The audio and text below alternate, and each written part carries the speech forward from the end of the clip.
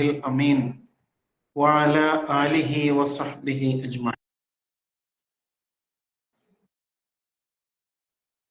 സ്നേഹമുള്ള സഹോദരങ്ങളെ, അസ്സലാമു അലൈക്കും വറഹ്മത്തുള്ളാഹി. നിയോ ഹജ്ജ് ഖുർആൻ സ്റ്റഡി സെന്ററിലേക്ക് എല്ലാവർക്കും ഹൃദ്യമായ സ്വാഗതം. നാം കഴിഞ്ഞ ക്ലാസ്സിൽ സൂറ അൻ-നാസ് ആണ് പഠിച്ചത്.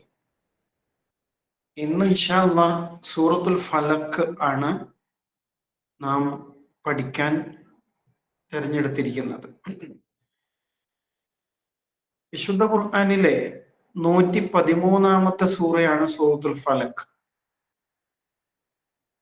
കഴിഞ്ഞ ക്ലാസ്സിലെ ആമുഖത്തില് നമ്മൾ സൂറത്തുൽ ഫലക്കിന്റെയും സൂറ അന്നാസിന്റെയും ഒക്കെ സവിശേഷതകൾ പറയുണ്ടായി. ആ രണ്ട് സൂറകൾക്കും കൂടി പറയുന്ന പേരാണ് സൂറത്തുൽ മുഅവ്വിദത്തൈനി എന്നത്. രണ്ട് അഭയാർത്ഥന സൂറകൾ അല്ലെങ്കിൽ രക്ഷ തേടുന്ന സൂറകൾ എന്നാണ് അതിന്റെ അർത്ഥം. അപ്പൊ അതുകൊണ്ട് വിശദീകരണങ്ങൾ അല്ലെങ്കിൽ അതിന്റെ ശ്രേഷ്ഠതകൾ പ്രത്യേകിച്ച് ഇനി പറയേണ്ടതില്ല എന്ന് തോന്നുന്നു. ഈ രണ്ട് സൂറകളും പ്രാർത്ഥനകളാണ്. രാത്രി ഉറങ്ങാൻ കിടക്കുന്ന സമയത്ത് ഓതിയിട്ട് കയ്യിലൂതി ശരീരത്തിൽ തടവാൻ റസൂൽ സ്വല്ലല്ലാഹു അലൈഹി വസല്ലം നിർദ്ദേശിച്ചിട്ടുള്ള സൂറകളിൽപ്പെട്ട രണ്ട് സൂറത്തുകളാണ്. നമുക്ക് ഇന്ന് നേരെ സൂറത്തുൽ ഫലക്കിലേക്ക് കടക്കാം എന്നാണ് മനസ്സിലാക്കുന്നത്. ആദ്യം പാരായണം ചെയ്യാം അല്ലെ? അഊദു ബില്ലാഹി മിനശ് ശൈത്വാനിർ റജീം. ബിസ്മില്ലാഹിർ റഹ്മാനിർ റഹീം. ഖുൽ അഊദു ബിറബ്ബിൽ ഫലഖ് മിൻ ശർരി മാ ഖലഖ് വമിൻ ശർരി ഗാസിഖിൻ ഇദാ വഖബ ومن شر النفاثات في العقد ومن شر حاسد إذا حسد. നമുക്ക് പാരായണം ചെയ്ത് ശീലമുള്ളൊരു സൂറയാണ് സൂറത്തുൽ ഫലക്ക്, സൂറത്തുൽ നാസ് പോലെ. ഇതിലെ പാരായണവുമായി ബന്ധപ്പെട്ട് ശ്രദ്ധിക്കേണ്ട കാര്യം എന്താണ്? നമ്മൾ സൂറത്തുൽ നാസില് ശദ്ദുള്ള നൂന് മണിച്ച് ഉച്ചരിക്കണം എന്ന കാര്യം പ്രത്യേകം മനസ്സിലാക്കിയിരുന്നു. അതേപോലെ സൂറത്തുൽ ഫലക്കില് ശ്രദ്ധിക്കേണ്ടത് എന്താ? ഈ സൂറയിലെ 5 ആയത്തുകളും അവസാനിക്കുന്നത് ഒരു പ്രത്യേക തരം അക്ഷരത്തിലാണ്. അതാണ് ശ്രദ്ധിക്കേണ്ടത്. കാഫ് ഉണ്ട്, അതുപോലെ ബാ ഉണ്ട്, പിന്നെ ദാലുണ്ട് അല്ലെ? 5 ആയത്തുകളില് ആദ്യത്തെ 2 ആയത്തുകൾ ഖാഫിൽ അവസാനിക്കുന്നു. പിന്നെ 3-ാമത്തെ ആയത്ത് ബായിലാണ് അവസാനിക്കുന്നത്. 4-ാമത്തേത് ദാലിലാണ്. 5-ാമത്തേത് ദാലിലാണ്. 2 ദാലും 2 ഖാഫും ഒരു ബാവുമാണ് ഈ ആയത്തുകൾ അവസാനിക്കുന്നത് അല്ലെ? അപ്പൊ എങ്ങനെ നിർത്തണം? ഇതിൽ ശ്രദ്ധിക്കേണ്ടത് 5 അക്ഷരങ്ങളുണ്ട്. ഖാഫ്, ദാല്, അതുപോലെ ത്വാ, ബാ, ജീം. ഒന്നിച്ച് പറയാൻ ഖത്ബ് എന്ന് പറയാം. ഖാഫ്, ത്വാ, ബാ, ജീം, ദാൽ. ഖത്ബ് എന്ന് പറയും. ഈ അക്ഷരങ്ങളെ ഹുറൂഫുൽ ഖൽഖല എന്നാണ് അതിന്റെ ഈ തജ്വീദ് പാരായണ നിയമവുമായി ബന്ധപ്പെട്ട് അക്ഷരങ്ങൾക്കുള്ള പേര് അങ്ങനെയാണ്.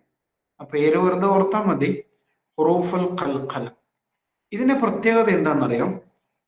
ഇതിൽപ്പെട്ട അക്ഷരങ്ങള് സുക്കൂനായിട്ട് വരുമ്പോ വ്യക്തമായി പറയണം. സാധാരണ സുക്കൂൻ നമ്മൾ വ്യക്തമായിട്ട് പറയില്ലല്ലോ. കുൽ, ലാമിന് സുക്കൂൻ വരുമ്പോ കുല് എന്ന് പറയില്ല, കുൽ എന്നല്ലേ പറയുള്ളൂ. അങ്ങനെയാണ്. അതേ സമയത്ത് ഈ അക്ഷരങ്ങൾ ഫലഖ്, ഫലക് പോരാ, അങ്ങനെയല്ല. ഫലഖ്, അതുപോലെ ഖലഖ്, വഖബ്, ഉഖദ്, ഹസദ്, ഇങ്ങനെ വ്യക്തമായിട്ട് ഉച്ചരിക്കണം എന്നുള്ളതാണ് ഇത് ശ്രദ്ധിക്കേണ്ടത്. ഇതല്ലാത്ത സുക്കൂൻ ഒന്നും അങ്ങനെ വ്യക്തമാക്കേണ്ടതില്ല. സുക്കൂൻ എന്ന വാക്കിന്റെ അർത്ഥം എന്താണെന്നറിയാം?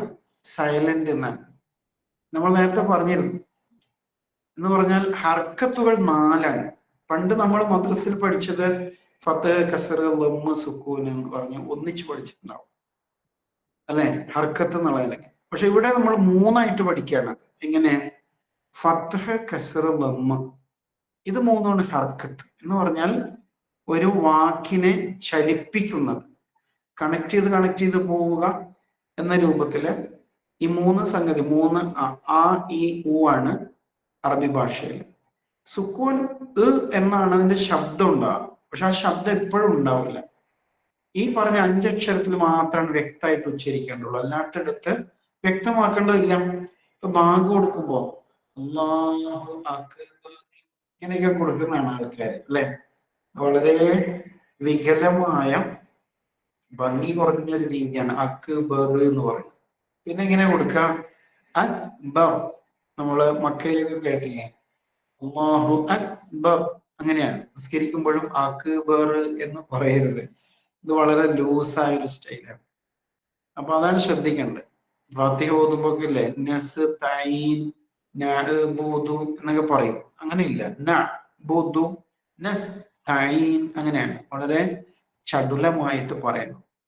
അപ്പൊ ഈ 5 അക്ഷരങ്ങളോ അത് നമ്മൾ ശരിക്കും വ്യക്തമായിട്ട് പറയണം. ഇതാണ് വ്യത്യാസം. അപ്പൊ ഇനി ഇതിന്റെ മുകളിൽ സൂറ അൽ ഇഖ്ലാസ് വരുന്നുണ്ട്. അതില് ദാല് തന്നെ ആവർത്തിക്കുന്നു, അഹദ്, സമദ് അങ്ങനെ. അതുപോലെ സൂറത്തുൽ മസദ്, അടുത്ത സൂറ, ആ സൂറയിൽ ആയത്തുകളൊക്കെ അവസാനിക്കുന്ന ഏത് അക്ഷരത്തിലാണ്? ബായിലാണ്. അപ്പൊ ഇങ്ങനെ ഒരു അന്വേഷണം നടത്തുന്നത് നല്ലതാണ്. ഇങ്ങനെ ഈ അക്ഷരങ്ങള് 5 അക്ഷരമാണല്ലോ, ഈ 5 അക്ഷരങ്ങളും വരുന്ന ഏതെങ്കിലും സൂറ ഉണ്ടോ? നമ്മളിപ്പോ അമ്മ ജുസ് പഠിക്കുന്നതുകൊണ്ട് അമ്മ ജുസുവിൽ നോക്കിയാൽ മതി. അമ്മ ജുസുവിൽ ഖുത്ബ് ജിദ്ദിന്റെ 5 അക്ഷരങ്ങളും വരുന്ന ഏതെങ്കിലും സൂറ ഉണ്ടോ? ഓരോ ആയത്തിനായിട്ട് അവസാനത്തിൽ ആയത്ത് അവസാനിക്കുന്ന രൂപത്തിലാണ് ഉദ്ദേശിക്കുന്നത്. അങ്ങനെ ഉണ്ടോന്ന് വെറുതെ ഒന്ന് പരിശോധിച്ച് നോക്കാം. അപ്പോ നമ്മൾ ഇവിടെ ഓതുമ്പോ ഖുൽ അഊദു ബിറബ്ബിൽ ഫലഖ് മിൻ ശർരി മാ ഖലഖ് വമിൻ ശർരി ഗാസിഖിൻ ഇദാ വഖബ് വമിൻ ശർരി നഫാഥാതി ഫിൽ ഉഖദ് വമിൻ ശർരി ഹാസിദിൻ ഇദാ ഹസദ്. ഇങ്ങനെ വ്യക്തതയോട് കൂടിയിട്ട് ഉച്ചരിക്കാമെന്നാണ് ഇതിൽ പ്രധാനപ്പെട്ട നിയമം. പിന്നെയുള്ളതൊക്കെ കഴിഞ്ഞ സൂറയിൽ വന്നില്ലേ, വമിൻ ശർരി എന്നൊക്കെയുള്ള ഉച്ചാരണമാണ് ശ്രദ്ധിക്കാനുള്ളത്. സൂറത്തുൽ ഫലക്കിലെ എന്താ വിഷയം? സൂറത്തുൽ നാസിലെ രക്ഷ തേടലായിരുന്നു, സൂറത്തുൽ ഫലക്കിലും രക്ഷ തേടലാണ്. സൂറത്തുൽ നാസിൽ എന്തിൽ നിന്നാണ് രക്ഷ തേടിയത്? പിശാചിൽ നിന്നാണ്. ഒറ്റൊരു പിശാചിൽ നിന്നാണ് നമ്മൾ രക്ഷ തേടിയത്. എന്നാൽ സൂറത്തുൽ ഫലക്കില് 4 കാര്യങ്ങളിൽ നിന്ന് രക്ഷ തേടുന്നുണ്ട്. അതാണ് ഈ സൂറയുടെ പ്രത്യേകത. 4 കാര്യങ്ങൾ എന്തൊക്കെയാ? 1, സൃഷ്ടികളുടെ ഉപദ്രവത്തിൽ നിന്ന്. 2, രാത്രിയുടെ ഉപദ്രവത്തിൽ നിന്ന്. 3, കെട്ടുകളിൽ ഊതുന്ന അഥവാ ദുർമന്ത്രവാദികളുടെ ഉപദ്രവത്തിൽ നിന്ന്. 4, അസൂയാലുവിന്റെ ഉപദ്രവത്തിൽ നിന്ന്. ഇങ്ങനെ 4 ഉപദ്രവങ്ങളിൽ നിന്ന് അള്ളാഹുവോട് രക്ഷ തേടുന്ന സൂറയാണ്. അപ്പൊ ഈ 4 മാത്രമേ ഉപദ്രവമുള്ളൂ എന്നതിന് അർത്ഥമില്ല. അതുകൊണ്ട് വിശദീകരിക്കുമ്പോൾ കൂടുതൽ നമുക്ക് മനസ്സിലാവും. അപ്പൊ ഏതായാലും ഇങ്ങനെ 4 കാര്യങ്ങളിൽ നിന്ന് അള്ളാഹുവോട് രക്ഷ തേടുന്ന സൂറയാണ് സൂറത്തുൽ ഫലഖ് എന്ന് ചുരുക്കത്തിൽ മനസ്സിലാക്കാം. ഇനി നമുക്ക് സൂറയിലേക്ക് കടക്കാം. ഖുൽ അഊദു ബിറബ്ബ്. ഇത്രയും നമ്മൾ കഴിഞ്ഞ ക്ലാസ്സിൽ പഠിച്ചാണ്, അതുകൊണ്ട് ലാഭമുണ്ട്, അത്രയും പഠിക്കേണ്ടതില്ല. ഖുൽ നബിയെ പറയുക, അഊദു ഞാൻ രക്ഷ തേടുന്നു എന്ന് പറയുക, ബിറബ്ബ് റബ്ബിനോട് അഥവാ രക്ഷിതാവിനോട്. ആരുടെ രക്ഷിതാവ്? അൽ ഫലഖ്, ഫലഖിന്റെ രക്ഷിതാവ്. ഫലഖ് എന്ന വാക്കിന് പുലരി എന്നാണ് നമ്മൾ സാധാരണ പറയാം. പ്രഭാതം, പുലരി എന്ന് പറയും അല്ലെ. ഈ വാക്ക് തന്നെയാണ് ഈ സൂറത്തിന്റെ പേരായിട്ട് നിശ്ചയിച്ചിരിക്കുന്നത്. അൽ ഫലഖ് എന്നാണല്ലോ സൂറത്തിന്റെ പേര്. ഖുൽ അഊദു ബിറബ്ബിൽ ഫലഖ്, പുലരിയുടെ അല്ലെങ്കിൽ പ്രഭാതത്തിന്റെ നാഥനോട് ഞാൻ രക്ഷ തേടുന്നു എന്ന് നീ പറയുക. ആരാ നീ? ഇപ്പൊ ഞാനും നിങ്ങളുമാണ് അല്ലെ. റസൂൽ സ്വല്ലല്ലാഹു അലൈഹി വസല്ലം ഈ ഭൂമിയിൽ നിന്ന് കടന്നു പോയിരിക്കുന്നു. എന്നോട് നിങ്ങളോടാണ് അല്ലാഹു പറയുന്നത്, നീ പറയുക പ്രഭാതത്തിന്റെ നാഥനോട് ഞാൻ രക്ഷ തേടുന്നു എന്ന് നീ പറയുക. അപ്പോ എന്താ ഉദ്ദേശിക്കുന്നത്? ഈ ഫലക്ക് എന്ന് പറഞ്ഞാൽ എന്താണ്? എന്താണ് പ്രഭാതത്തിന്റെ നാഥൻ എന്ന് പറഞ്ഞത്? രാത്രിയുടെ നാഥൻ അപ്പൊ വേറെ ആളാണോ എന്നൊക്കെ സംശയം നമുക്ക് തോന്നാം. അപ്പൊ അത് വിശദീകരിക്കും, മനസ്സിലാവും. ഫലക്ക് എന്ന വാക്കിന്റെ അർത്ഥം പുലരി എന്നാണല്ലോ പറഞ്ഞത്. ശരിക്കും ഫലക്ക എന്ന് പറഞ്ഞാൽ പിളർത്തുക എന്നുള്ള, പിളരുക എന്നുള്ള അർത്ഥം. ഫലക്ക, പിളരുക. മൂസ അലൈഹിസ്സലാം കടലിന് വെടിയടിച്ചില്ലേ? അപ്പൊ എന്താ ഉണ്ടായത്? ഫലക്ക, പിളർന്നു.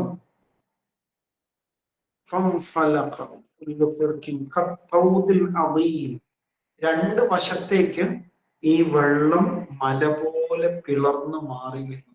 അവിടെ ഫലക്ക എന്നുള്ള വാക്ക് ഉപയോഗിച്ചു, ഈ ഫലക്കയിൽ നിന്ന്. അതുപോലെ വിത്ത്, ഫാലിഖുൽ ഹബ്ബി വന്നവ, വിത്ത് പിളരുകയാണ് അല്ലെ? വിത്തിന്റെ പുറന്തോടുണ്ടല്ലോ, അതിങ്ങനെ പിളരുമ്പോഴാണ് അതിന്റെ അകത്ത് നിന്ന് മുകുളം, ആ സസ്യം പുറത്തേക്ക് വരിക അല്ലെ? അവിടെ ഖുർആൻ ഫലഖ്, ഫാലിഖ്, അല്ലാഹുവിനെ കുറിച്ച് ഫാലിഖുൽ ഹബ്ബി വന്നവ, വിത്തും ധാന്യവും മുളപ്പിക്കുന്നവൻ എന്ന് പറഞ്ഞിട്ടുണ്ട്. അപ്പൊ ശരിക്കും ഫലക്ക എന്നുള്ള വാക്ക് ഖലഖയില്ലേ, ഖലഖ, ഇതിൽ രണ്ടാമത്തെ ആയത്തിൽ വരുന്നുണ്ട്, സൃഷ്ടിച്ചു. ഇതേ ആശയത്തിൽ ഉപയോഗിക്കുന്ന ഒരു വാക്ക് കൂടിയാണ്. അപ്പൊ പ്രഭാതത്തെ കുറിച്ച് നമ്മൾ പറയും, കഥയിലൊക്കെ വായിക്കില്ലേ, പ്രഭാതം പൊട്ടി വിടർന്നു എന്ന് പറയും അല്ലെ? പ്രഭാതം പൊട്ടി വിടർന്നു. എന്താ അങ്ങനെ പറഞ്ഞാല് ഉദ്ദേശിക്കുന്നത്?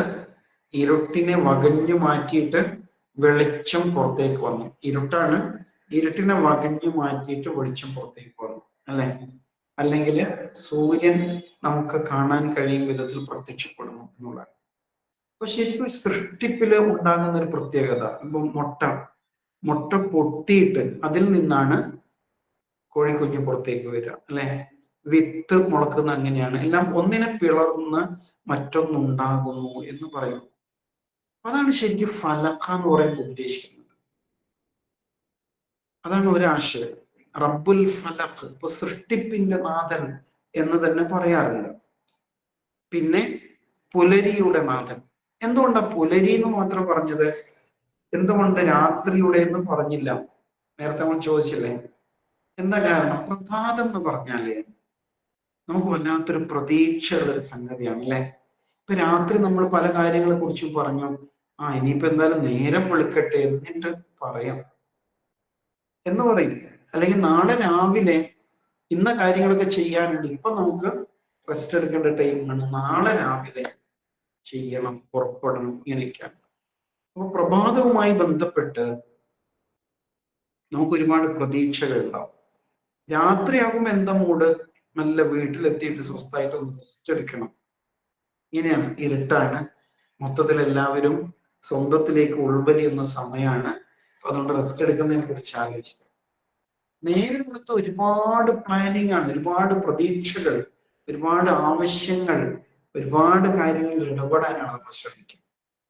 അപ്പൊ അതാണ് പ്രഭാതം, പ്രതീക്ഷയാണ്. അപ്പൊ അള്ളാഹു എന്ന് പറയുന്നത് ആരാ? അവൻ പ്രതീക്ഷയാണ് ശരിക്കും അല്ലെ? അള്ളാഹു നിരാശനാണെങ്കിലോ പിന്നെ നമ്മൾ ആരോടെ ചോദിക്കാം? അള്ളാഹുവിന് തന്നെ സങ്കടം, അള്ളാഹുവിന് തന്നെ പ്രയാസം, പ്രതിസന്ധികൾ, അങ്ങനെയാ പിന്നെ ആരോട് ചോദിക്കും? അള്ളാഹു അങ്ങനെയല്ല, അള്ളാഹു എപ്പോഴും പ്രതീക്ഷ നൽകുന്നവനാണ് അല്ലെ? ഉദ്ഉനി, നിങ്ങൾ എന്നെ വിളിക്കൂ, അസ്തജിബ്, ഞാൻ നിങ്ങൾക്ക് ഉത്തരം തരാം. ഇങ്ങനെ എപ്പോഴും അള്ളാഹു നമ്മെ ഇങ്ങനെ മോട്ടിവേറ്റ് ചെയ്തുകൊണ്ടിരിക്കും.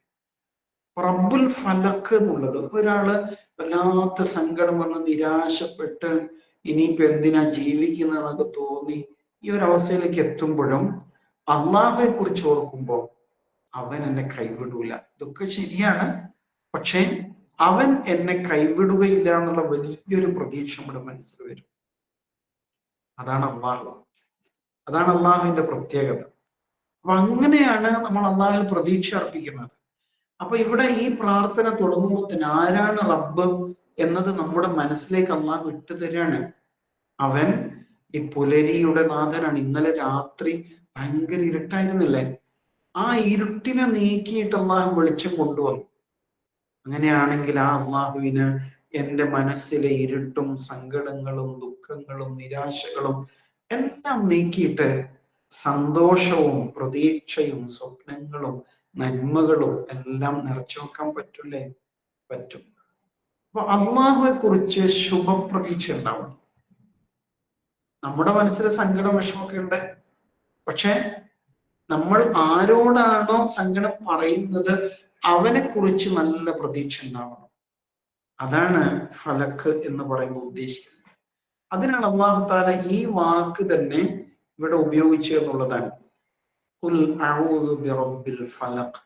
അപ്പൊ പുലരിയുടെ നാഥനോട് ഞാൻ രക്ഷ തേടുന്നു എന്ന് നീ പറയും. പ്രതീക്ഷയുടെ, സ്വപ്നങ്ങളുടെ, സന്തോഷത്തിന്റെ, ആശ്വാസത്തിന്റെ അല്ലെ നാഥനാണ് അള്ളാഹു എന്നത്. അപ്പോ സാധാരണഗതിയിൽ പടച്ചോൻ എന്ന് പറയുമ്പോൾ ഈ പേടിപ്പിക്കുന്ന എന്തൊക്കെയോ ആണെന്നാണ് ചിലര് സങ്കല്പിക്കുന്നത് അല്ലെ. അങ്ങനെയുള്ള ദൈവങ്ങൾ കണ്ടില്ലേ? ഭദ്രകാളിയൊക്കെ ഉണ്ടല്ലോ, ഇങ്ങനെ നാവ് ചുവന്ന രക്തം ഇറ്റുന്ന നാവ് പുറത്തേക്ക് നീട്ടിയിട്ടുള്ള ദൈവങ്ങള്, ഇങ്ങനെയൊക്കെയുള്ള പല ഭയപ്പെടുത്തുന്ന രൂപത്തിലാണ് പല ദൈവസങ്കല്പങ്ങളും. പക്ഷെ ഇസ്ലാമിലെ പഠിച്ചവൻ അങ്ങനെയല്ല. അവൻ കാരുണ്യത്തിന്റെ, പ്രതീക്ഷയുടെ, നന്മയുടെ, ആശ്വാസത്തിന്റെ പഠിച്ചവനാണ്. കണ്ടോ? അപ്പൊ ആർക്കും അവനോട് ചോദിക്കാം എന്നതാണ്. അപ്പൊ ഖുൽ അഊദു ബിറബ്ബിൽ ഫലഖ്, പ്രഭാതത്തിന്റെ, പുലരിയുടെ നാഥനോട് ഞാൻ രക്ഷ തേടുന്നു എന്ന് നീ പറയൂ. അങ്ങനെ പ്രാർത്ഥിച്ചാല് അള്ളാഹു താല പറയുന്ന കേൾക്കും.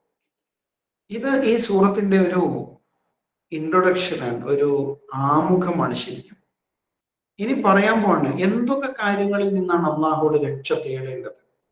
ഇവിടെ 4 കാര്യങ്ങൾ പറഞ്ഞല്ലോ.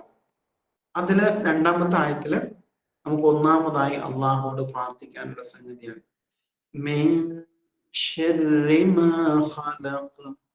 മിൻ ഇൽ നിന്ന്, ഷർറ ഉപദ്രവം, മാ ഏതോ അത്, ആരോ അവൻ, ഖലഖ സൃഷ്ടിച്ചു.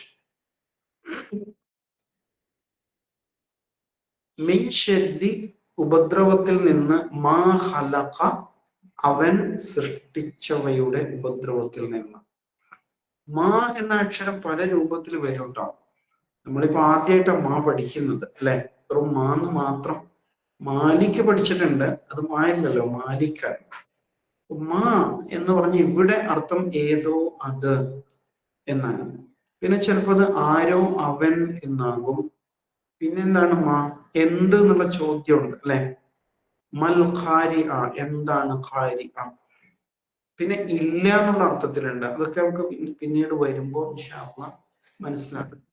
മിൻ ശർരി മാ ഖലഖ, അവൻ സൃഷ്ടിച്ചതിന്റെ ഉപദ്രവത്തിൽ നിന്നും എന്നവിടെ പറയുന്നത്. അള്ളാഹു സൃഷ്ടിച്ചതിൽ എന്താ ഉപദ്രവമുള്ളത്? എന്തെങ്കിലും പറയാമോ? അള്ളാഹു സൃഷ്ടിച്ചതില് എല്ലാം ഉപകാരമല്ലേ, ഉപദ്രവമുള്ള വല്ലതും ഉണ്ടോ? അപ്പൊ നമ്മൾ ഉപദ്രവത്തെ കുറിച്ച് ഇങ്ങനെ ആലോചിക്കുമ്പോ ആ സിംഹമുണ്ട്, പാമ്പുണ്ട് അല്ലെ, കൊതുകുണ്ട്, ഉറുമ്പുണ്ട്, ഇങ്ങനെ പലതും നമ്മൾ പറയും അല്ലെ. പക്ഷെ ശരിക്കും കൊതുകുണ്ടല്ലോ, നമ്മളിങ്ങനെ ആട്ടിപ്പായിക്കുന്ന, ചിലപ്പോൾ അടിച്ചു കൊല്ലുന്ന കൊതുക്. ഈ കൊതുകിന് അള്ളാഹു താല എന്തോ ഒരു ഡ്യൂട്ടി കൊടുത്തിട്ടുണ്ട്, ഉണ്ടാവില്ലേ? നമ്മൾ ജീവിക്കുന്ന ഈ നാട്ടിൽ എന്തൊക്കെയോ ഡ്യൂട്ടി, നമ്മുടെ അന്തരീക്ഷം ശുദ്ധിയാക്കാന് അല്ല, അങ്ങനെ എന്തോ ഒരു ഡ്യൂട്ടി അള്ളാഹു കൊടുത്തിട്ടുണ്ട്. അല്ലെങ്കിൽ കൊതുകിനെ അള്ളാഹു സൃഷ്ടിക്കണ്ടില്ല. നായ, നായക്ക് എന്താ ഉപകാരം? ശരിക്കും നായൊക്കെ ഉണ്ടല്ലോ, നമ്മുടെ മണ്ണും ഭൂമിയൊക്കെ ശുദ്ധീകരിച്ചുകൊണ്ടിരിക്കുക, എന്തൊക്കെയോ വേസ്റ്റ് ഒക്കെ അവര് തിന്ന് നമുക്ക് വേണ്ടിയിട്ട് നാട് ശുദ്ധീകരിച്ചു തരും. പൂച്ച, കാക്ക, ഇങ്ങനെയൊക്കെയുള്ള ജീവികൾ അല്ലെ. അപ്പൊ അള്ളാഹു താല ഒന്നും വെറുതെ സൃഷ്ടിക്കില്ല. മനുഷ്യൻ സൃഷ്ടിക്കുമ്പോൾ ചിലപ്പോ, സൃഷ്ടിക്കല്ല ഉണ്ടാക്കുമ്പോ ചിലപ്പോ വേണ്ടാത്ത എന്തെങ്കിലുമൊക്കെ ഉണ്ടാക്കും അല്ലെ.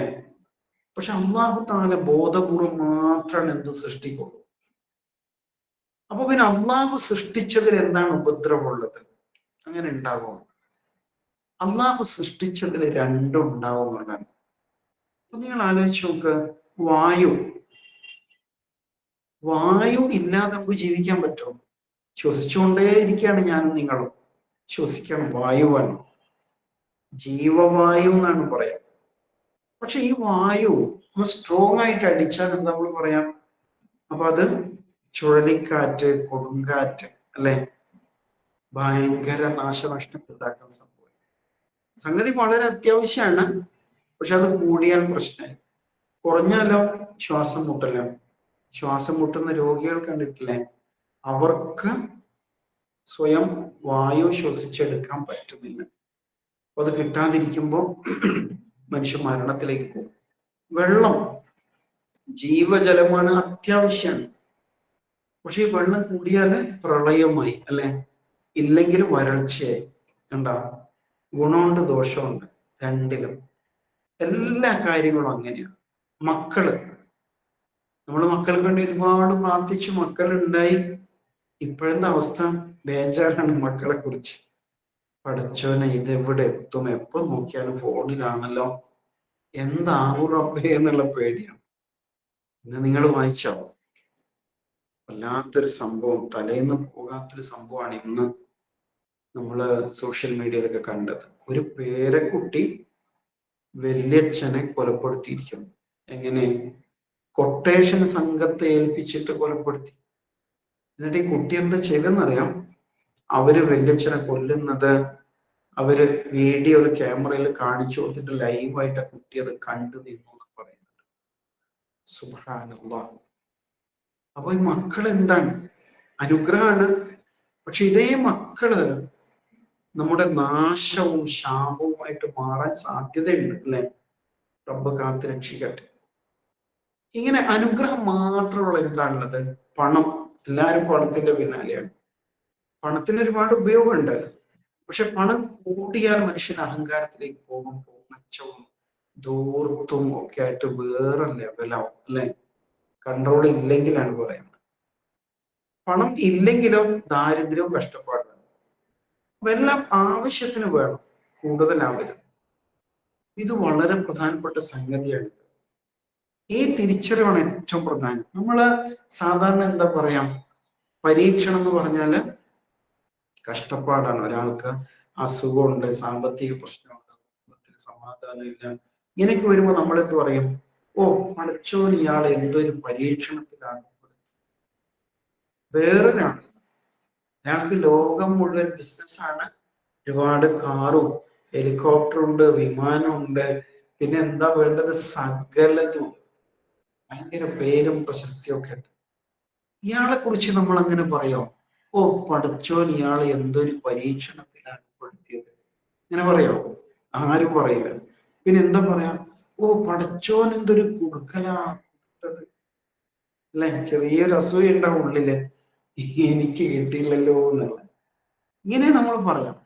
ശരിക്കും തിരിച്ചല്ലേ പറയേണ്ടത്, അല്ലെ? ഈ സമ്പന്നൻ നാളെ അള്ളാന്റെ മുമ്പിൽ എത്രയാ ചോദ്യം ചെയ്യപ്പെടുക. സമ്പന്നൻ, ദരിദ്രൻ സ്വർഗത്ത് പ്രവേശിച്ചിട്ട് എത്രയോ കൊല്ലം കഴിഞ്ഞാലാണ് സമ്പന്നൻ സ്വർഗത്തിൽ പോകുന്ന ഹദീസുണ്ട്. എന്താ കാരണം? അയാൾക്ക് ഒരുപാട് കണക്കുകൾ ഹാജരാക്കാൻ ഉണ്ടാവും. ഇപ്പോ ഇൻകം ടാക്സുകാരൻ അല്ലെ സെയിൽ ടാക്സുകാരൻ പിടിച്ചു, അല്ലെങ്കിൽ ഇഡി പിടിച്ചു എന്നൊക്കെ പറഞ്ഞാല് എത്രയാ കണക്കുകൾ ഹാജരാക്കേണ്ടത്, അല്ലെ? വലിയ വിഷയമാണ്. അപ്പൊ ഒരു ജീവിതത്തിലെ മുഴുവൻ കണക്കും ഒരാൾ അള്ളാഹുവിന്റെ മുമ്പിൽ ഹാജരാക്കണമെങ്കിൽ, എല്ലാത്തിനും സമാധാനം പറയണമെങ്കിൽ ആലോചിച്ച് നോക്ക് എന്താ അതിന്റെ കഷ്ടപ്പാട്. അതുകൊണ്ടാണ് അങ്ങനെ പറഞ്ഞത്. അപ്പൊ ശരിക്കും സമ്പന്നതയല്ലേ ദാരിദ്ര്യത്തെക്കാളും പരീക്ഷണം? പക്ഷെ എങ്ങനെ ആലോചിച്ചാലും നമുക്കത് അംഗീകരിക്കാൻ ബുദ്ധിമുട്ടാണ്. കാരണം കാശില്ലാതെ എങ്ങനെ ജീവിക്കുന്നുള്ള. സ്വഹാബത്തിനെ കുറിച്ച് പറയുന്നില്ല, അബ്ദുറഹ്മാൻ ബിൻ ഔഫ് റളിയല്ലാഹു അൻഹു അല്ലേ സങ്കടപ്പെട്ട് കരഞ്ഞത്? എപ്പോഴാ കരഞ്ഞത്? അദ്ദേഹം അതിസമ്പന്നനായിരുന്നു. ഇന്നത്തെ ലോകത്തെ നമ്പർ 1 സമ്പന്നരെക്കാളും അന്നത്തെ സമ്പത്ത് കൊണ്ട് മൂല്യമുള്ള സമ്പത്തിന്റെ ഉടമയായിരുന്നു. അപ്പൊ അദ്ദേഹത്തിന്റെ വീട്ടില് ഡൈനിങ് ടേബിളിൽ പലതരം ഐറ്റംസ് ഇങ്ങനെ നിരത്തി വെച്ചിരിക്കുകയാണ്. അപ്പോ വിളിക്കുന്നു ഫുഡ് കഴിക്കാൻ. അദ്ദേഹം ഡൈനിങ് ടേബിളിന്റെ അടുത്ത്, ടേബിൾ ഉണ്ടോന്ന് അറിയില്ല, പക്ഷെ നിലത്തായിരിക്കും. അപ്പൊ അങ്ങനെ നിരത്തി വെച്ച വിഭവങ്ങൾക്ക് മുമ്പിൽ നിന്ന് പൊട്ടിക്കരയാണ്, പഠിച്ചോനെ പടച്ചോനെ എനിക്കുള്ളതെല്ലാം നീ ദുനിയാവ് തന്നെ തന്ന് തീർക്കാണ് ഉറപ്പേ, പരലോകത്തേക്ക് ഒന്നും ബാക്കി വെക്കുന്നില്ലേ എന്ന് ചോദിച്ചിട്ട് കരച്ചിലോട് കരച്ചിൽ. ഇങ്ങനെ ആരെങ്കിലും കരയാവും അല്ലെ? വിഭവസമൃദ്ധമായ ഭക്ഷണം കിട്ടുമ്പോൾ ഇത് ഞാൻ തറവാട്ടുകാരനായതുകൊണ്ട് പഠിച്ചു തന്നതാണ്, എനിക്ക് എന്തോ പ്രത്യേകത ഉണ്ട് അതുകൊണ്ടാണ് ഇങ്ങനെ എന്നൊക്കെ ആയിരിക്കും ചിലപ്പോൾ നമുക്ക് തോന്നുന്നത്. ഇബ്ലീസ് തോന്നിപ്പിക്കുന്നത്. മറിച്ച് ഇങ്ങനെ ആലോചിക്കാൻ വെച്ചാല് ചിന്തിച്ചോക്ക, സുലൈമാൻ അലൈഹി ഇസ്ലാമിന്റെ ഒരു സംഭവം ഉണ്ടല്ലോ ഖുർആനിലെ സൂറത്ത് നംലില് ഒക്കെ അള്ളാഹു ഒരുപാട് പറയുന്നില്ലേ സുലൈമാൻ അലൈഹി ഇസ്ലാമിനെ കുറിച്ച്. അതിലൊരു സംഭവം നമുക്കൊക്കെ അറിയാം, ബൽക്കീസ് രാജ്ഞിയുമായി ബന്ധപ്പെട്ട സംഭവം. എന്താണ്? സുലൈമാൻ അലൈഹി ഇസ്ലാം ഫലസ്തീനാണ് ഭരിക്കുന്നത്. അപ്പൊ ആ സമയത്ത് യമൻ എന്ന് പറഞ്ഞാൽ ഒരുപാട് ദൂരെയാണ്. അത്രയും അകലത്തുള്ള ബൽക്കീസ് അല്ലെങ്കിൽ ഷേബ രാജ്ഞി ഭരിച്ചുകൊണ്ടിരിക്കുന്ന യമൻ, ആ യമനിലെ ഷേബ രാജ്ഞിയുടെ കൊട്ടാരത്തിന്റെ അകത്ത് ഒരു സിംഹാസനമുണ്ട്. അത് ഈ രാജ്ഞിയുടെ സിംഹാസനമാണ്. സുലൈമാൻ അലൈഹി ഇസ്ലാം അവരെ ഇസ്ലാമിലേക്ക് ക്ഷണിച്ചുകൊണ്ട് കത്തയച്ചു. അങ്ങനെ കത്ത് കിട്ടിയപ്പോ സുലൈമാൻ അലൈഹി ഇസ്ലാമിന്റെ ക്ഷണം സ്വീകരിച്ചിട്ട് ഈ രാജ്ഞി സുലൈമാൻ നബിയുടെ നാടായ ഫലസ്തീനിലേക്ക് വന്നുകൊണ്ടിരിക്കുമ്പോൾ പെട്ടെന്ന് സുലൈമാൻ നബി മീറ്റിംഗ് വിളിച്ചു. ആരെ മീറ്റിംഗ് ആണ്? മന്ത്രിസഭ ഭരണസമിതിയുടെ മീറ്റിംഗ് ആണ്. അതിൽ മനുഷ്യന്മാരുണ്ട്, ജിന്നുകളുണ്ട്, പക്ഷികളും മൃഗങ്ങളൊക്കെ ഉണ്ടായിരുന്നു. അപ്പൊ ആ സമയത്ത് സുലൈമാൻ അലൈഹി ഇസ്ലാം ഒരു ചോദ്യം ചോദിച്ചു, എനിക്ക് ഇപ്പൊ ഒരു കാര്യം നടക്കണ്ടുണ്ട്. എന്താണ്? യമനിലെ ബൽക്കീസ് രാജ്ഞിയുടെ കൊട്ടാരത്തിന്റെ അകത്തുള്ള സിംഹാസനം അത് അടുത്ത സെക്കൻഡിൽ എന്റെ മുമ്പിൽ എത്തണം. ആർക്കാണ് അത് എത്തിക്കാൻ പറ്റും? അപ്പോ ഒരു ജിന്ന് പറഞ്ഞത്രേ, അങ്ങ് ഇവിടുന്ന് എഴുന്നേൽക്കുന്നതിന്റെ മുമ്പായിട്ട് ഇവിടെ എത്തി, ഈ മീറ്റിംഗ് കഴിയുന്നതിന്റെ മുമ്പായിട്ട് ഞാൻ ഇവിടെ എത്തിക്കാം. അപ്പൊ മൂപ്പർക്ക് അത് പോരാ. അപ്പൊ വേറൊരാൾ പറയുന്നുണ്ട്, കണ്ണ് ചിമ്മി തുറക്കുന്നതിന് മുമ്പ് ഞാൻ ഇവിടെ എത്തിക്കും. അല്ലെ? അതാണ് സംഭവം. അങ്ങനെ കണ്ണ് ചിമ്മി തുറക്കുമ്പോഴേക്ക് സിംഹാസനം ഉടലോടെ ഇവിടെ വന്ന് നിൽക്കുകയാണ്. വല്ലാത്ത സംഭവമല്ലേ? അള്ളാഹു തആല നൽകിയ മഹത്തായ മുഅ്ജിസത്താണ് അതിന്റെ പിന്നിൽ നമ്മൾ മനസ്സിലാക്കണം. ഏതായാലും സിംഹാസനം വീട്ടിലെത്തിയപ്പോ, കൊട്ടാരത്തിലെത്തിയപ്പോ സുലൈമാൻ അലൈഹി ഇസ്ലാം പറയുന്ന ഒരു വാചകമുണ്ട്. അതിൽ ആദ്യ ഭാഗം നമുക്കൊക്കെ അറിയാം. എന്താണ്? ഹാദാ മിൻ ഫദ്ലി റബ്ബി. എല്ലാവർക്കും അറിയില്ലേ ഹാദാ മിൻ ഫദ്ലി റബ്ബി? നമ്മുടെ വീട്ടിന്റെ മുമ്പിലൊക്കെ എഴുതി വെക്കുന്ന വാചകമാണ് ഹാദാ മിൻ ഫദ്ലി റബ്ബി, അല്ലെ? ഹാദാ, ഇത്, മിൻ ഫദ്ൽ, അനുഗ്രഹം കൊണ്ടാണ്, ഔദാര്യം കൊണ്ടാണ്, റബ്ബി, എന്റെ റബ്ബിന്റെ അനുഗ്രഹമാണ്, ഔദാര്യമാണ് എന്നാണ് നമ്മൾ അതിൽ പറയുന്നത്. ഇത് നമ്മൾ വീട്ടിലൊക്കെ എഴുതി വെക്കും, അല്ലെ? ചിലപ്പോ പിന്നെ ബസ്സിൽ എഴുതി തൂക്കിയിട്ടുണ്ടാവും, അതല്ലെങ്കിൽ പിന്നെ വീട്ടിന്റെ മുമ്പിൽ എഴുതി വെക്കാറുണ്ട്. ഇങ്ങനെ പലയിടത്തും നമുക്ക് കാണാൻ പറ്റും ഹാദാ മിൻ ഫദ്ലി റബ്ബി എന്നത്. പക്ഷെ അതിന് ശേഷം സുലൈമാൻ അലൈഹി ഇസ്ലാം എന്താ പറഞ്ഞെന്നറിയാം? ലിയബ്ലുവനി, എന്തിനാണ് പടച്ചോൻ ഈ അങ്ങ് അകലക്കെടുക്കുന്ന ഈ സിംഹാസനം എന്റെ മുമ്പിൽ എത്തിച്ചെന്നറിയോ? എന്നെ പരീക്ഷിക്കാൻ വേണ്ടിയിട്ടാണ്. എന്താ പരീക്ഷണം? അഷ്കുറു അം അക്ഫുർ. അഷ്കുറു, ഞാൻ ഈ അനുഗ്രഹത്തിന് നന്ദി കാണിക്കുന്നുണ്ടോ, അം അക്ഫുർ, അല്ലെങ്കിൽ നന്ദി കേടാണോ കാണിക്കുന്നത് എന്ന് എന്നെ പരീക്ഷിക്കാൻ വേണ്ടിയിട്ടാണ് പടച്ചോൻ ഇത് ചെയ്തത് എന്നാണ് പറയുന്നത്. ആലോചിച്ച് നോക്ക്.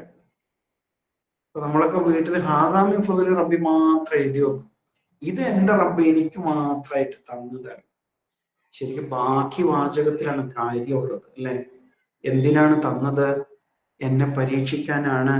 ഞാൻ നന്ദിയുള്ളവനാണോ നന്ദി കെട്ടവനാണോ എന്ന് എന്നെ പരീക്ഷിക്കാനാണ്. എറണാകുളത്ത് ഈ സൂറത്ത് ക്ലാസ് എടുത്തപ്പോ ക്ലാസ്സിൽ ഇത് പറഞ്ഞപ്പോ പിന്നെ ഒരാള് തൊട്ടടുത്ത് തന്നെ അയാൾക്ക് ഹൗസ് വാമിങ് ഉണ്ടായിരുന്നു, വീട് കൂടൽ. അപ്പൊ അദ്ദേഹം വീട്ടിന്റെ മുമ്പില് ഒരു ഫ്രെയിം കൊണ്ടുവന്ന് വെച്ചു. അതിൽ ഈ ആയത്ത് മുഴുവനായിട്ട് എഴുതിയിട്ട് അതിന്റെ ചുവട്ടിൽ അർത്ഥം എഴുതിയിട്ടുണ്ടായിരുന്നു. അപ്പൊ അത് ഒന്നിച്ച് ചർച്ചയായി. കാരണം എല്ലാരും കേൾക്കുന്ന ഹാദാ മിൻ ഫദ്ലി റബ്ബി മാത്രമാണ്, അതിനപ്പുറം കേൾക്കുന്നില്ലല്ലോ. ഓ, ഇങ്ങനെയായിരുന്നു അല്ലേ എന്ന് അപ്പോഴാണ് ആൾക്കാര് ആലോചിക്കുന്നത്. ഇതേതാ സൂറ? സൂറത്തു നംല് 40-ാമത്തെ ആയത്തിലാണ് ഈ വാചകം വരുന്നത്.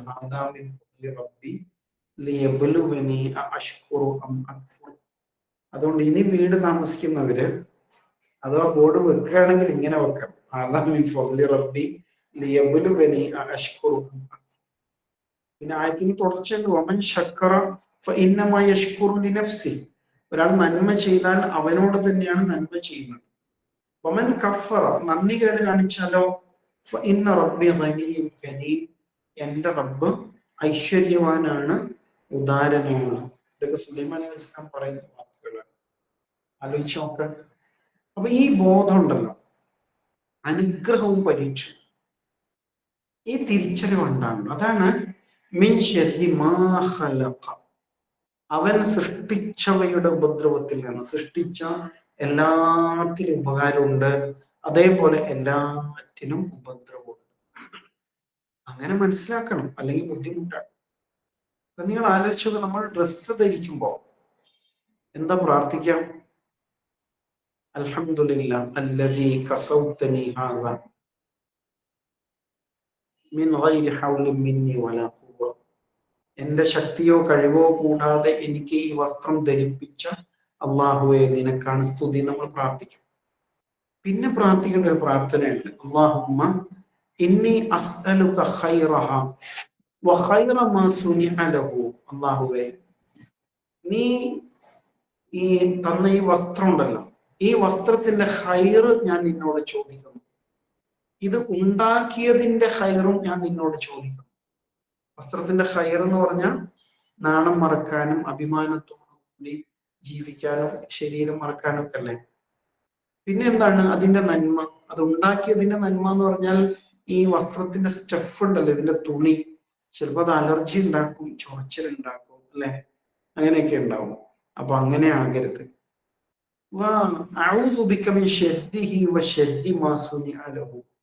അതേപോലെ പറയാണ്, ഈ വസ്ത്രത്തിന്റെ ഉപദ്രവത്തിൽ നിന്ന്, ഇതുണ്ടാക്കിയ വസ്തുവിന്റെ ഉപദ്രവത്തിൽ നിന്ന് ഞാൻ രക്ഷ തേടുന്നു. ഇങ്ങനെ നമ്മൾ പ്രാർത്ഥിക്കാറുണ്ടാവും. അപ്പൊ എന്താണ് ഈ വസ്ത്രത്തിന്റെ ഉപദ്രവം?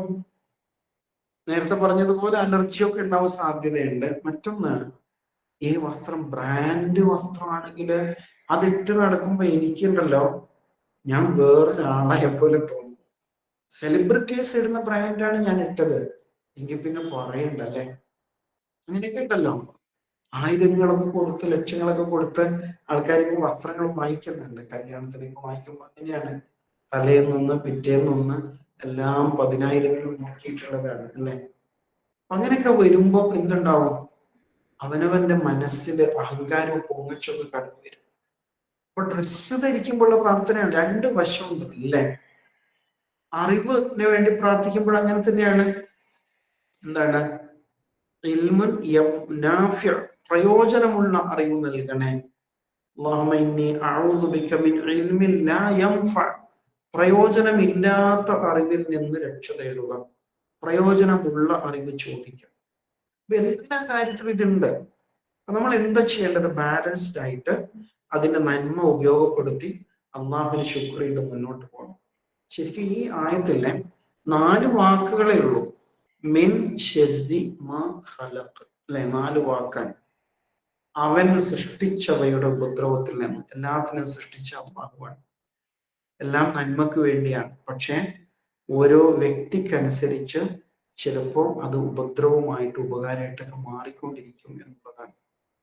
വല്ലാത്തൊരായത്തല്ലേ ഇത്, ഒരുപാട് ചിന്തിക്കാൻ പ്രേരിപ്പിക്കുന്ന ആയത്ത. ഇതിന്റെ ആശയം ഇതാണ്, പരീക്ഷണങ്ങൾ, പ്രയാസങ്ങൾ പോലെ തന്നെ, പ്രയാസങ്ങൾ പോലെ തന്നെ ഉപകാരങ്ങളും പരീക്ഷണമാണ്, അല്ലെ. കഷ്ടപ്പാട് പോലെ തന്നെ അനുഗ്രഹങ്ങളും പരീക്ഷണമാണ്. ഇത് വലിയൊരു തിരിച്ചറിവാണ്. അപ്പൊ അള്ളാഹു സൃഷ്ടിച്ച എല്ലാത്തിനും 2 വശമുണ്ട് എന്ന് അറിയുക, അതിനെ നന്മക്ക് വേണ്ടി തേടുകയും ഉപദ്രവത്തിൽ നിന്ന് രക്ഷ തേടുകയും ചെയ്യുക എന്നുള്ളതാണ്. ഈ ഒരു ചിന്തയാണ് ശരിക്കും ഈ 2ാമത്തെ ആയത്ത് നമ്മുടെ മനസ്സിൽ സൃഷ്ടിക്കുന്നത് എന്ന് മനസ്സിലാക്കുക. 2 ആയത്തുകളെ നമ്മൾ ഇന്ന് എടുത്തുള്ളൂ. ഒന്നാമത്തേത് പ്രാർത്ഥനയുടെ തുടക്കമാണ്. പുലരിയുടെ നാഥനോട് ഞാൻ രക്ഷ തേടുന്നു എന്ന് നീ പറയുക. അവിടെ നമ്മൾ പ്രാർത്ഥിക്കുമ്പോഴും കുൽ ചേർത്ത് തന്നെയാണ് പ്രാർത്ഥിക്കുന്നത് അല്ലെ. ഔദ് മാത്രമല്ല, ആ ആയത്ത് സൂറത്ത് പൂർണ്ണമായിട്ട് ഓതുകയാണ് ചെയ്യുന്നത്. മിൻ ശർരി മാ ഖലഖ, അവൻ സൃഷ്ടിച്ചവയുടെ ഉപദ്രവത്തിൽ നിന്ന് അള്ളാഹുവോട് ഞാൻ രക്ഷ തേടുന്നു എന്ന് പ്രാർത്ഥിക്കാനാണ്. ഇനി അടുത്ത 3 ആയത്തുകളില് അള്ളാഹു തആല സൃഷ്ടിച്ച എന്നാൽ നമുക്ക് ഉപദ്രവമായിട്ട് അനുഭവപ്പെടുന്ന 3 കാര്യങ്ങൾ എണ്ണി പറയും. മൊത്തത്തിലൂടെ പറഞ്ഞു കഴിഞ്ഞു അല്ലെ. എല്ലാ സൃഷ്ടികളിലും ഉപകാരവും ഉണ്ടാവും ഉപദ്രവവും ഉണ്ടാവും എന്ന നിലക്കാണ് പൊതുവെ മനസ്സിലാക്കേണ്ടത് എന്നുള്ളതാണ്. ഇൻഷാ അല്ലാഹ് നമുക്ക് ബാക്കി ഭാഗം അടുത്ത ക്ലാസ്സിലേക്ക് വെക്കാം. ഏതായാലും ഒരു ചോദ്യം ചോദിച്ച് ഓർക്കുന്നില്ലേ? ഖാഫ് ത്വാ ബാ ജീം ദാല് ഖ് ത് ബ് ജദ് 5 അക്ഷരം. ഈ 5 അക്ഷരങ്ങളിൽ അവസാനിക്കുന്ന ആയത്തുകളുള്ള സൂറ, അതെല്ലാം ഒരുപാട് സൂറത്തുകളിലുണ്ട്. പക്ഷെ 5 അക്ഷരവും ഏതെങ്കിലും ഒരു ആയത്തിലായിട്ട് 5 അക്ഷരങ്ങൾ വരുന്നൊരു സൂറ, അങ്ങനത്തെ ഒരു സൂറ അമ്മ ജുസയിൽ നിന്ന് കണ്ടെത്താനാണ് പറഞ്ഞിരിക്കുന്നത് അല്ലെ. അതൊന്ന് നോട്ട് ചെയ്യാൻ വേണ്ടിയിട്ട് ശ്രമിക്കുക. അല്ലാഹു സുബ്ഹാനഹു വ തആല നമ്മെ അനുഗ്രഹിക്കുമാറാവട്ടെ. പഠിച്ചവനെ, ഞങ്ങളുടെ എല്ലാ സതുദ്ദേശങ്ങളും സഫലീകരിക്കണേ നാഥൻ. എല്ലാ പ്രയാസങ്ങളിൽ നിന്നും ഞങ്ങൾക്ക് നീ കാവൽ നൽകണേ റബ്ബേ. നീ നൽകിയ അനുഗ്രഹങ്ങളെയും പരീക്ഷണമായി കാണുവാൻ എല്ലാ അനുഗ്രഹങ്ങളും ജാഗ്രതയോടെ നിന്നോടുള്ള നന്ദി പ്രകടിപ്പിക്കാൻ വേണ്ടി ഉപയോഗപ്പെടുത്തുവാൻ ഞങ്ങൾ അനുഗ്രഹിക്കണേ നാഥ. പഠിച്ചവനെ, ഞങ്ങളുടെ എല്ലാ സതുദ്ദേശങ്ങളും സഫലീകരിക്കണേ റബ്ബേ. ഞങ്ങളുടെ മക്കൾക്ക് ഹിദായത്ത് നൽകണേ നാഥ. ഞങ്ങളുടെ കുടുംബത്തിൽ സമാധാനം നൽകി അനുഗ്രഹിക്കണേ റബ്ബേ. പഠിച്ചവനെ, രോഗികൾക്ക് ശിഫ നൽകണേ നാഥ. നമ്മുടെ അഷ്റഫ് സാഹിബിന്റെ പ്രിയതമയ്ക്ക് ഒരു സർജറി കഴിഞ്ഞിരിക്കുന്നു. അൽഹംദുലില്ലാഹ്. അപ്പോൾ നല്ല മാറ്റങ്ങൾ കണ്ടു തുടങ്ങിയിരിക്കുന്നു. വീട്ടിലേക്ക് മടങ്ങിയിട്ടുണ്ട്. പഠിച്ചവനെ, ആ സഹോദരിക്ക് പൂർണ്ണ ശിഫ നൽകി സിഹത്ത് നൽകി അനുഗ്രഹിക്കുന്ന റബ്ബേ. നിന്റെ ദീനിന്റെ മാർഗത്തിൽ പ്രവർത്തിക്കുന്ന സഹോദരിയാണ്. കൂടുതൽ സജീവമായിട്ട് ഇസ്ലാമിക പ്രവർത്തനങ്ങളിൽ ഏർപ്പെടുവാൻ തൗഫീഖ് നൽകണേ നാഥ. ഞങ്ങളിലെ രോഗികളായ മാതാപിതാക്കൾ, ബന്ധുമിത്രാദികൾ എല്ലാവർക്കും ശിഫ നൽകണേ റബ്ബേ. പടച്ചവനെ, ഞങ്ങളിൽ മൺമറഞ്ഞു പോയ അമ്മമാര്, വാപ്പമാര്, സഹോദരി സഹോദരങ്ങൾ എല്ലാവരെയും അനുഗ്രഹിക്കണേ നാഥ. ربنا آتنا في الدنيا حسنة وفي الآخرة حسنة وقنا عذاب النار. ربنا تقبل منا إنك أنت السميع العليم وتب علينا إنك أنت التواب الرحيم. وصلى الله على محمد وعلى آله وصحبه أجمعين والحمد لله رب العالمين. السلام عليكم ورحمة الله.